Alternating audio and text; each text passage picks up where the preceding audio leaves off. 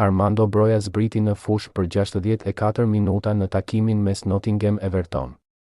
Rasti i fundit që sulmuesi i kombëtares shqiptare e kishte nisur si titular daton prej 29 dhjetorit 2024 pikërisht ndaj të njëjtit rival, kundër Nottinghamit. Broja zhvilloi paraqitje pozitive. Edhe pse ai nuk shënoi gol sërish, ishte në gjendje të ndihmonte ekipin në arritjen e fitores. Duket se Armando ka fituar besimin e trajnerit Moyes dhe pas çdo ndeshje po i jep gjithmonë e më shumë minuta. Këtë sezon bomberi shqiptar numëron 8 paraqitje në Premier League, e ku i duhet të presë ende për të shënuar golin e parë. Testi i radhës do të jetë kundër Manchester Cityt në datën 19 prill.